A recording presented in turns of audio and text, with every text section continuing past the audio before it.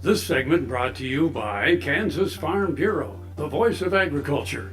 To join today or more information, go to kfb.org or find us on Facebook and Twitter.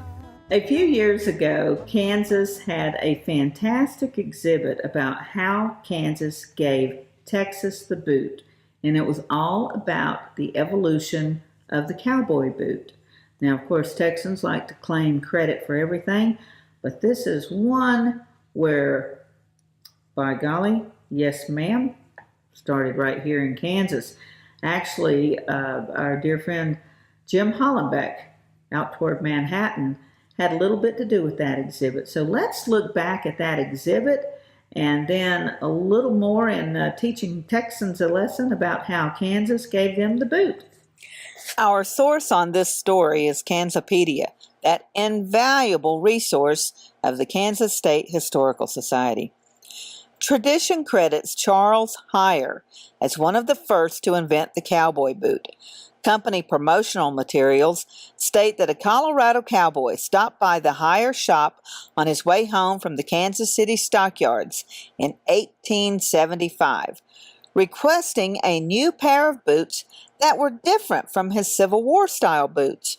He wanted a boot with a pointed toe that could slide more easily into a stirrup, a high slanted heel that would hold a stirrup, and a high top with a scalloped front and back so he could get in and out of his boots more easily. Charles accepted the challenge. The unknown cowboy was so pleased with Heyer's work that he returned to Colorado and told others about his new boots. The brothers employed mostly immigrant craftsmen from Germany, Sweden, and Poland during the early years.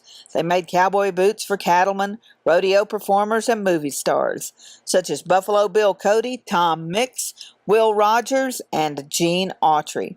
To reach potential customers farther west and across the ocean, the company created mail-order catalogs with measuring charts. During World War I, the Heyers made boots for the officers at Fort Leavenworth and at Camp Funston. In 1961, governors from the 49 other states were outfitted with Heyer boots courtesy of Governor John Anderson.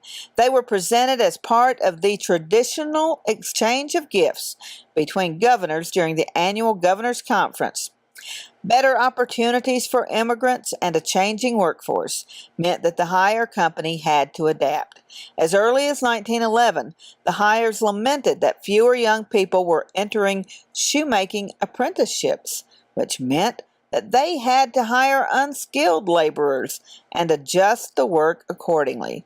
They were able to maintain the quality of their boots by having each worker complete one aspect of the boot-making process, as opposed to assembling a boot from start to finish. The strategy allowed the Heyer Boot Company to remain competitive for several years. In 1977, the Heyer name was sold to the Ben Miller Boot Company of El Paso, Texas. Despite the official end of approximately 100 years of bootmaking, the tradition continued at the Olathe Boot Company, which hired several former Heyer employees and purchased some of the Heyer equipment. The Olathe Boot Company was founded in 1975 and is still in operation.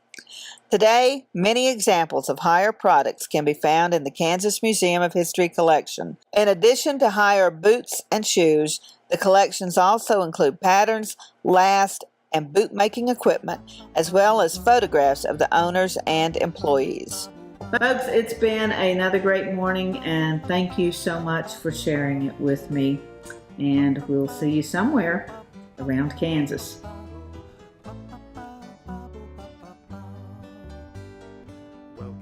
Closed captioning brought to you by Ag Promo Source. Together we grow. Learn more at agpromosource.com. Red ripe tomatoes, hand-churned homemade ice cream. Let me tell you, Kansas is more than tornadoes. We're the best part of Dorothy's dream. We're the best part of Dorothy's